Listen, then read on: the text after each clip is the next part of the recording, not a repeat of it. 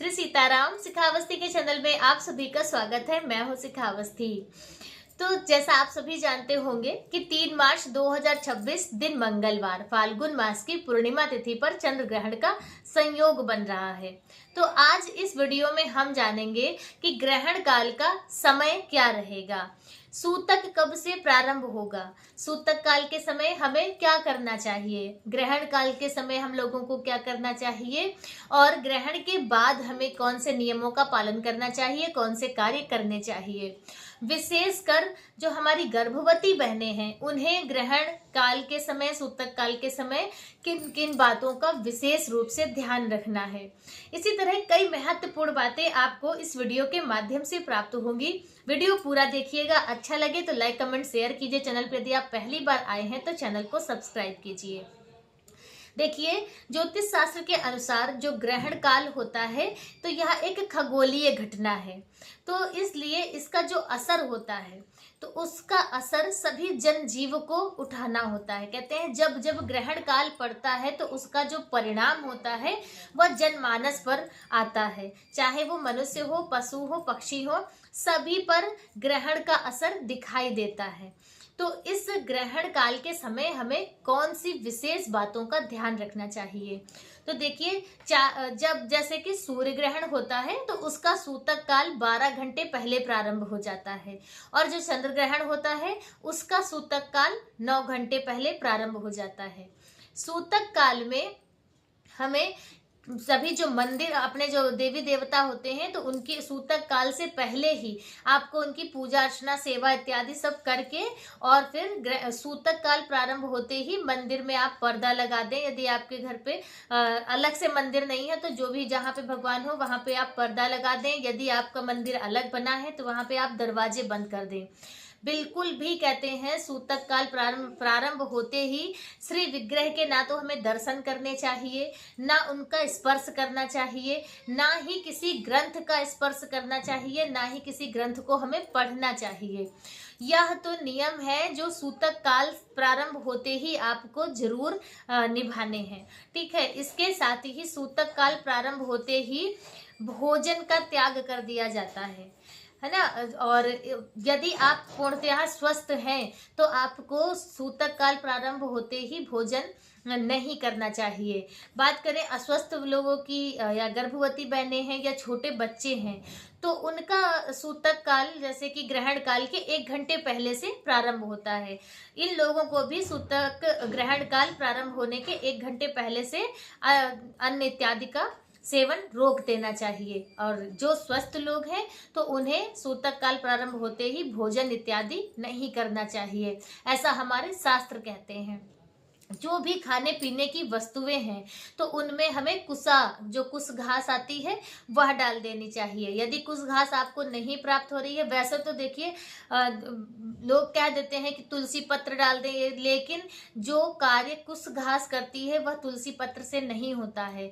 जैसे भी हो प्रयास करके आपको कुछ ही सभी खाने पीने वाली वस्तुओं में डालना चाहिए। और जो भी आपका पका हुआ भोजन है, जो भी आपका बना है घर में, जैसे आपने भोजन बनाया वह बच गया है तो आप क्या कीजिए, आप गाय को खिला दीजिए पहले ही, ग्रहण प्रारंभ होने से पहले ही खिला दीजिए। क्योंकि यदि वह बचता भी है पका हुआ भोजन तो वह खाने योग्य नहीं रहता है। तो इसलिए जो भी आपका भोजन इत्यादि हो और जो भी कच्चा पदार्थ होता है, आटा, दाल, चावल, तेल, घी इत्यादि सभी वस्तुओं में कुछ हमें डाल देना चाहिए। तो यह नियम रहे जो आपको सूतक काल में कर लेने, सूतक काल प्रारंभ होने से पहले आपको यह सभी कार्य कर लेने हैं। बात करें ग्रहण काल की, तो ग्रहण काल में हमें क्या करना चाहिए। देखिए, ग्रहण काल वह समय होता है कि जिस समय पर हम कोई शुभ कार्य नहीं कर सकते हैं, किसी भी देवी देवता की सेवा नहीं कर सकते हैं, उनका स्पर्श नहीं कर सकते हैं, लेकिन ग्रहण काल के समय खूब नाम जाप करना चाहिए। आप अपने मंत्र को सिद्ध कर सकते हैं, जो भी गुरु प्रदत्त मंत्र है उसका आप यदि ग्रहण काल के समय जाप करते हैं तो कहते हैं वह सिद्ध हो जाता है। तो आप यदि आपका गुरु प्रदत्त मंत्र है तो आप उसका मंत्र का जाप जाप कीजिए या फिर आप जो भी आपके इष्ट हो उनका नाम जाप कीजिए। जैसे ही ग्रहण काल प्रारंभ हो तो आप अपने पास 2 पात्र रख लें, एक शुद्ध जल का और एक आपके आचमन करने का, और बस एक आसन पर आप बैठ जाएं और ग्रहण काल प्रारंभ होने से लेकर ग्रहण काल पूर्ण होने तक यदि आप नाम जाप करते हैं आपको बहुत ज्यादा पुण्यों की प्राप्ति होती है।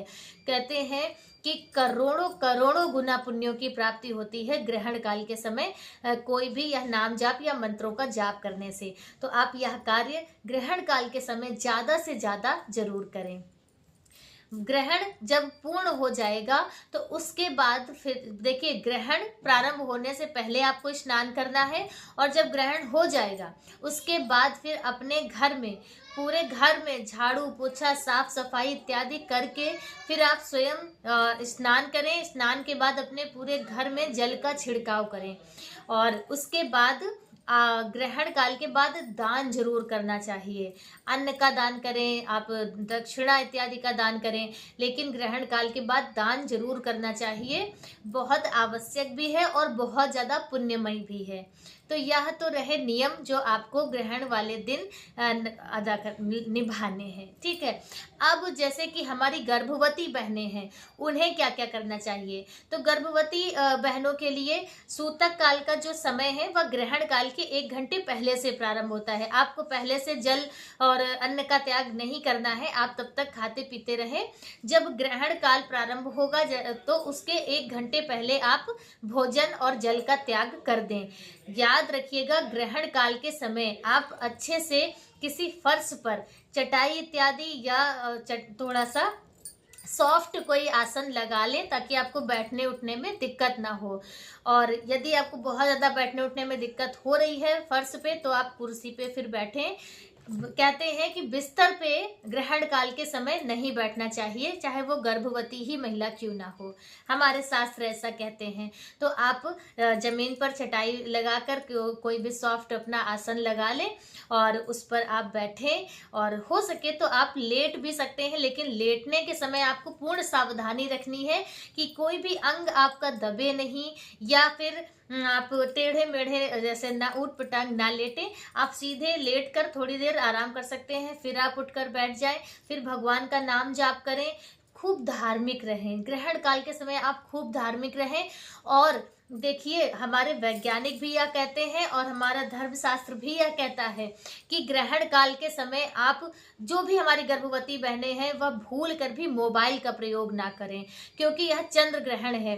चंद्र ग्रहण का वैसे ही प्रभाव मस्तिष्क पर ही पड़ता है, और जब आप मोबाइल फोन का प्रयोग यदि ग्रहण काल के समय करते हैं तो ग्रहण के समय ही यह एक ब्रह्मांड की घटना है जिसकी तरंगे आपके मोबाइल तक आएंगी, मोबाइल से वह आपके दिमाग पर प्रभाव डालेंगी।